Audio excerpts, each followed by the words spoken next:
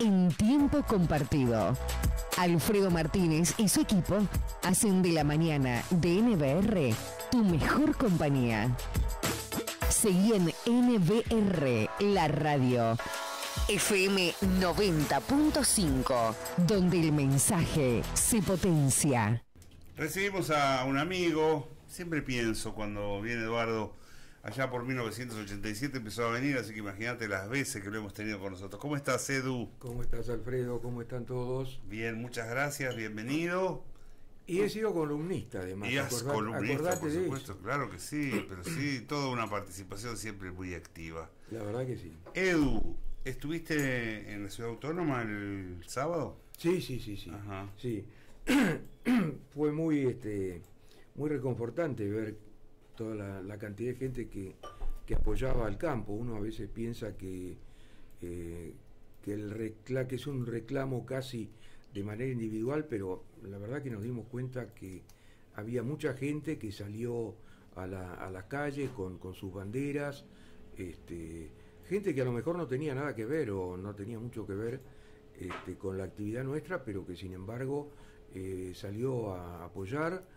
Y también un poco, yo creo que por su misma parte, por su mismo padecimiento de lo que estamos viendo en este momento de la República, también salió por eso, también salió a protestar por eso, por una serie de cosas que estamos viendo todos los días, y bueno, que un poco es casi llegado al hartazgo no solamente del campo, sino de la misma sociedad, ¿no? Uh-huh. Así que fue una multitud. Hubo dos entradas interesantes, importantes en la manifestación esta. La primera fue la que partió de Udaondo y Libertador, encabezada por los tractores esos que vinieron. Yo filmé bastante de ahí, y eso, bueno, concentró no solamente los tractores, sino una infinidad de camionetas y gente con banderas, sirenas, en fin, fue muy... Esos entraron por Udaondo. Entramos por Udaondo y después seguimos por Libertador, hasta la Plaza de Mayo, llegamos a la Plaza de Mayo. Y ahí nos juntamos con los que venían de la otra parte, la parte del sur, que entraron por la 9 de julio. Uh-huh. Y ahí, bueno, hubo mucha gente a pie. Mientras nosotros transitábamos, había gente que seguía los autos porque iban a paso de hombre. Nosotros tardamos cerca de 3 horas y media para llegar de Udaondo y Libertador, que para ubicar a la gente era al lado al lado de River Plate, donde era el Tiro Federal, que dicho sea de paso lo deformaron, un desastre lo que hicieron con el Tiro Federal. Bueno, era un tema inmobiliario, un negocio inmobiliario. Después lo contaremos con más detalles. Pero bueno, al lado del estadio de River Plate fue de donde arrancó la caravana, y ya te digo, 3 horas y media hasta llegar a la Plaza de Mayo. ¿Vos sentís que hubo un mayor interés en apoyar al campo o en hacer un explícito, un reclamo respecto de la institucionalidad?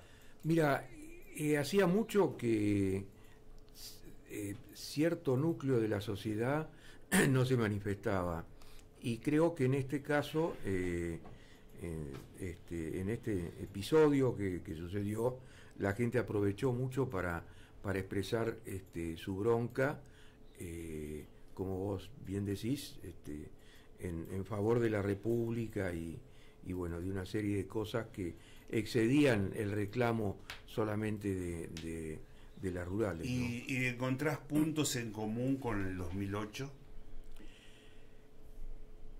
Sí, bueno, por lo pronto en la convocatoria. Las convocatorias del 2008, no sé si se recuerdan lo que... Vos alguna no pudiste ir. No, yo estaba medio convaleciente. Justamente yo tengo el recuerdo del 2008, Que bueno, por ahí me olvido, ¿no? Pero la verdad que el 2008 me costó 5 stents, que después lo superé felizmente. Por eso digo. Bueno, a la de Santa Fe, a la de Rosario, no pude ir. Estuve en la del Monumento a los Españoles. Sí. Y sí, hay una similitud importante en la cantidad de gente que convocó, en que mucha de la gente que convocó no era del palo nuestro, digamos, pero bueno,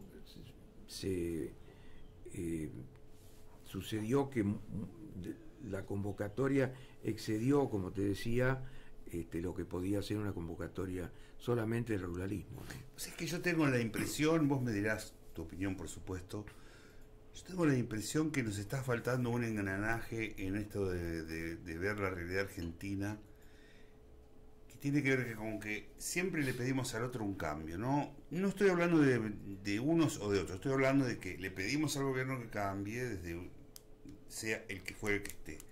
Me parece que lo que tenemos que empezar a discutir es cuál es el modelo de país que queremos. Es decir, blanquear que acá hay dos modelos de país claramente diferentes y que desde ahí se van a tener que dar las discusiones. No pidiendo al otro que cambie, porque no va a cambiar, porque no está conceptualmente en su Es muy interesante la reflexión tuya, porque yo estoy convencido, como vos me acabas de decir, que el otro no va a cambiar.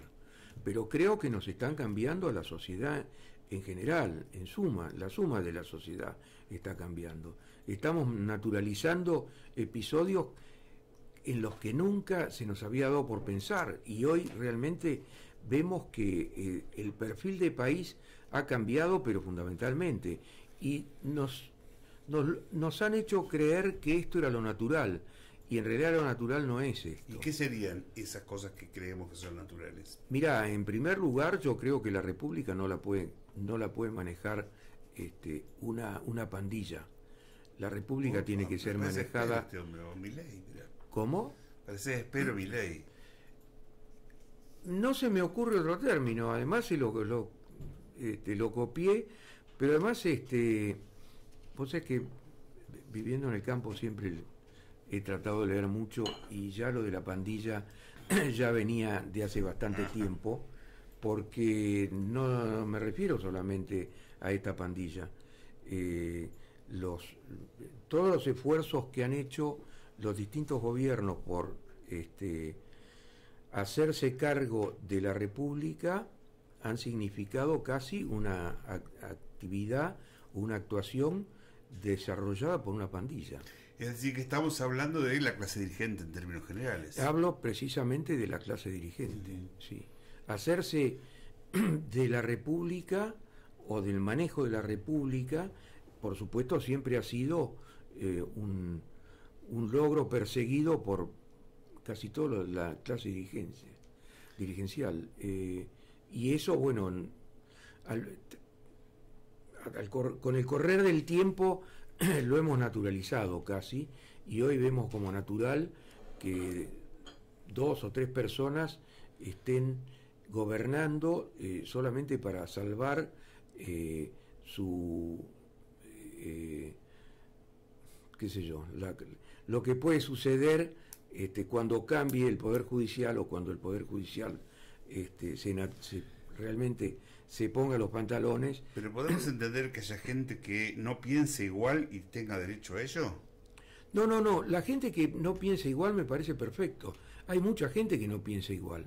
Lo que creo que, y por eso hablamos de pandilla, es que hay algunos que, montados sobre la gente que no piensa igual, están tratando de salvar su propio pellejo. Uh-huh. Y eso excede lo que la gente pueda o no pensar distinto que entonces, que nosotros. ¿por dónde, digamos, haces un diagnóstico de situación de la realidad difícil, pesado, digamos? ¿Cómo arrancamos? Mira, yo veo muy difícil un cambio así, pero creo que la gente está viendo los resultados de todo esto que nos está pasando. Y los resultados no son para nada halagüeños. vos fíjate, cada vez el país está retrocediendo más en cuanto a su actividad, no solamente económica, su actividad social también. La sociedad está corrompida. Acabamos de ver, mirá, esta mañana estaba escuchando, lo vi ayer también a la noche, estos folletos que han largado seguramente Morón. ustedes, en Morón. Eso es una cosa aterradora lo que están haciendo. En Y esos Morón son han divulgado, han entregado unos folletos en los cuales hacen recomendaciones respecto de cómo consumir, ¿no? Esos son funcionarios los que largaron eso. Hoy escuché al intendente de Morón diciendo que en realidad de lo que se trataba era de disminuir los riesgos. Mala praxis. Eso se llama mala praxis. Si es que no hubo otra intencionalidad. Eso se llama mala praxis. Vos no podés ir... Creo que un intendente tiene funciones mucho más importantes que inducir a los jóvenes a... Es que dice que él dice que es lo contrario, que no es inducir, sino que es controlar, ayudar a que consuman menos. No, es una imbecilidad, perdóname, pero creo que eso... No, digo lo que dice él. Entra en la imbecilidad, porque si nosotros vemos lo que está pasando en el resto del país, lo que se ha introducido la droga en este último tiempo, vos no podés largar esos folletos diciéndoles a los jóvenes cómo tienen que empezar a consumir. Creo que hay otras maneras de combatir el narcotráfico o el narcoconsumo. Hay distintas maneras que no son esas, absolutamente. Y además, bueno, están corrompiendo la sociedad, una parte muy importante que es los que nos van a suceder a nosotros, que van a ser, todos van a ser consumidores de drogas. Es increíble esto. Pero qué difícil, ¿no? Cambiar ese tipo de cosas. No es difícil, Alfredo, no es difícil. Mira, creo que una de las últimas veces que estuve, hablamos de la transición que hubo en un momento dado en los Estados Unidos, en los gobiernos de Estados Unidos. Creo que salía la administración de Jimmy Carter. Carter y pasó a manos de Ronald Reagan. En ese momento... Estamos hablando de 30 años atrás. Estamos hablando de la década del 80 más o menos. Lo leí con mucho interés porque fue un cambio muy importante. Y un poco para aclararle a la gente de dónde venía Estados Unidos en ese momento, la administración de Carter era la de los liberales, que es el equivalente hoy, no hoy, siempre fue, los liberales fueron el equivalente un poco a los progresistas de acá. Bueno, muy mal el gobierno, tanto que fue uno de los pocos presidentes que no pudo ser reelecto. Bueno, se encontraron con una serie de cosas que eran insostenibles para un país como los Estados Unidos.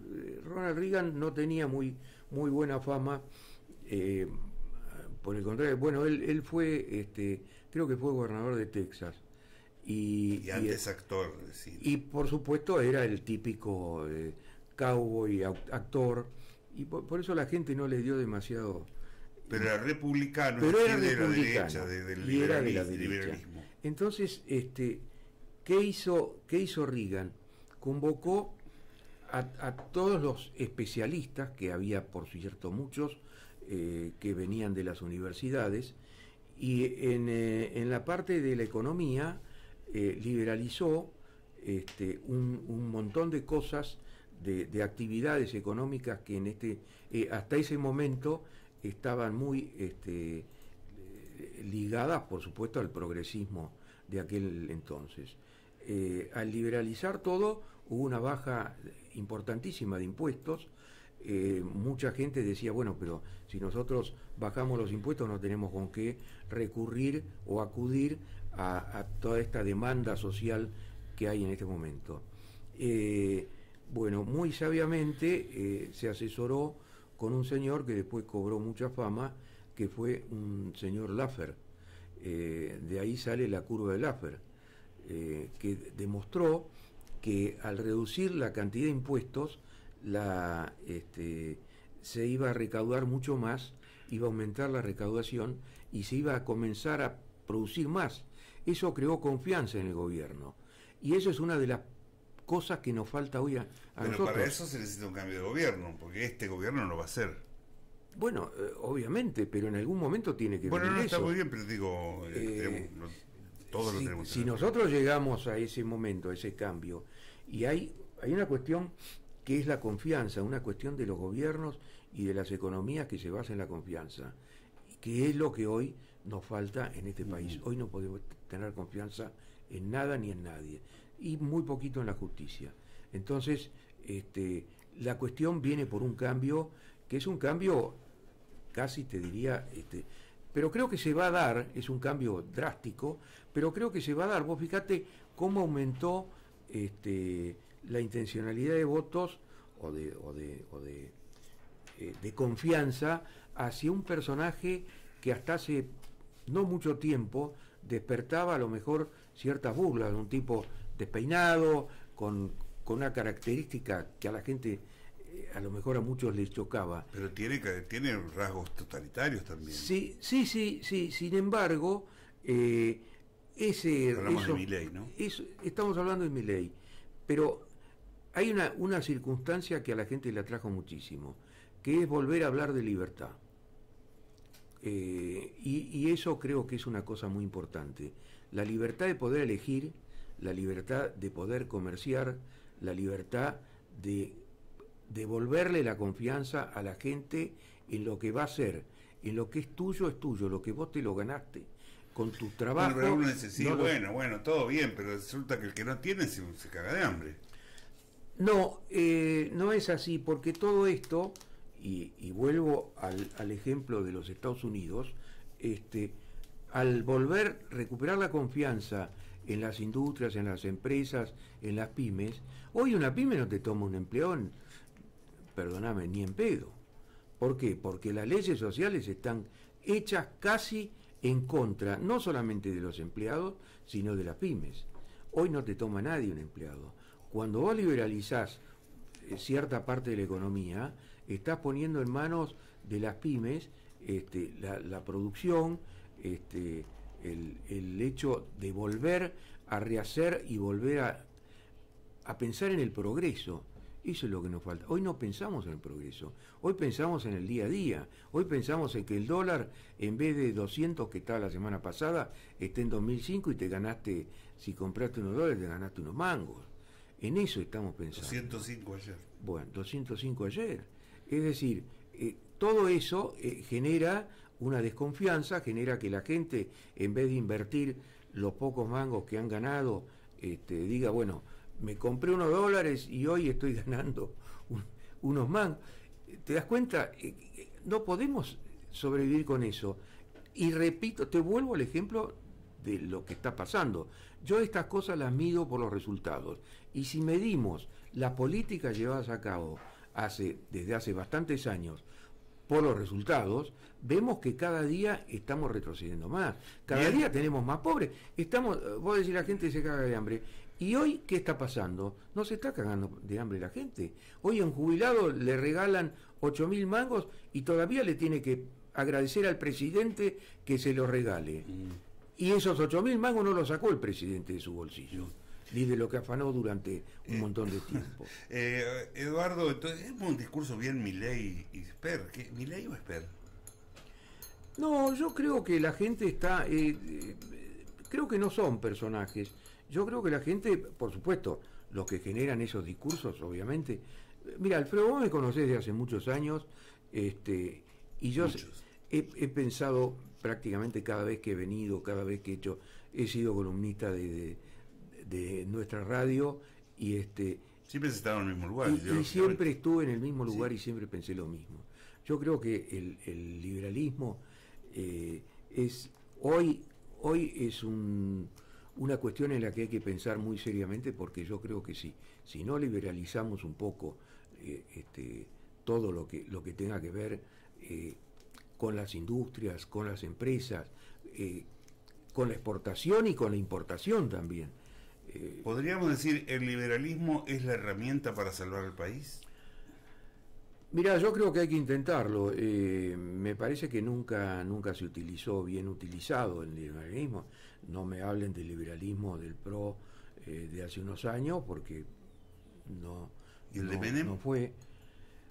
Menem fue un rasgo del liberalismo en un principio, y yo creo que si se hubiera mantenido...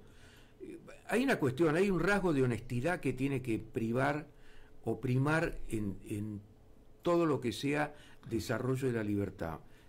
Si vos no sos honesto y honrado, no podés desarrollar o desplegar la libertad. La libertad se basa en la honestidad, se basa en la cultura, tiene que haber una cultura. Vos fijate, si hoy comparás la cultura nuestra con lo que es una cultura de países que han llegado al liberalismo, la nuestra está muy lejos, pero porque hay una cultura que te lleva a la honestidad. La gente tiene que ser honesta. Ahora, no le pidas hoy a un joven, a un chico, honestidad, si por otro lado hay un intendente que le está diciendo cómo tiene que drogarse. Entonces, no le pidas honestidad a la sociedad si vos ves que la dirigencia nos lleva hacia otro lado. La educación hoy está realmente, lo que se está haciendo con la educación es fenomenal, es un cambio, una subversión casi de lo que son los principios republicanos. Alguien dice, ¿por qué plantean el poner el cambio en el otro y no hacer el cambio ustedes? Perdón, ¿a qué cambio se está refiriendo? Yo toda mi vida he intentado desarrollando, y he estado en la política, estoy en el criminalismo, y siempre he intentado imbuir a la gente y a los que me rodean de estas ideas. Eso es lo que yo, desde mi mi pobre actuación, he tratado de... ¿Por qué la califica de poco, pobre? De tu actuación. Bueno, de mi actuación. Habrás hecho lo que pudiste. Hice lo que pude, sí, totalmente. ¿Y ahora vas a volver? ¿Serías candidato a intendente, por ejemplo? No. Y bueno, pero si no nos hacemos los pies. Bueno, también, si me querés hacer candidato a intendente, me prendo, pero la verdad que no me parece que a lo mejor puede aportar mucho más una persona bastante más joven que yo. Uh-huh. Es cierto que tiene que haber un rasgo que tiene que ser respetado, y ese rasgo es lo que nosotros hemos recorrido, que muchas veces no la ha recorrido un joven, porque no ha vivido la historia que hemos vivido nosotros, y eso tiene que ser respetado y rescatado, además. Así que vamos por el liberalismo, decís vos. Mira, esa fue mi idea de toda la vida. De hecho, vos ingresaste al Consejo Liberante como concejal liberal, digamos. Concejal conservador. Sí, primero. Con ideas liberales. Es la idea liberal. Y no le he abandonado nunca. Creo que muchos de los que me conocen lo pueden reconocer, ¿no? Así que, y bueno, hoy desde mi presidencia de la rural, te aclaro que en nuestra rural no se habla de política. Y hemos dejado los partidismos en la puerta de la rural. Estamos trabajando en función de la defensa de los intereses del campo, y bueno, independientemente de las actitudes políticas que puedan tener nuestros asociados. La rural no puede ser un partido político, de ninguna manera, pero sí, bueno, por supuesto, cada uno tiene sus inclinaciones y sus cosas. Estamos para seguir tirando de la piola, te vamos a seguir invitando con mucha habitualidad para el evento que pasa. Cada vez que vos me invitás, te digo yo no voy a donde no me invitan. Una frase de mi mamá que decía, yo no voy a donde no me invitan. Es verdad. Así que bueno, me encanta que me hayan invitado, y estoy siempre, por supuesto, a disposición para charlar con ustedes. Edu, querido, muchas gracias. Siempre paso un momento agradable con ustedes. Muchas gracias Gracias a todos. Por tu visita. Saludos a la gente de La Rural. El dirigente gremial empresario que propone ideas liberales, Eduardo Caruso Moreno, con él hemos hablado. Estamos en Instagram, Facebook y Twitter. Búscanos como NBR La Radio.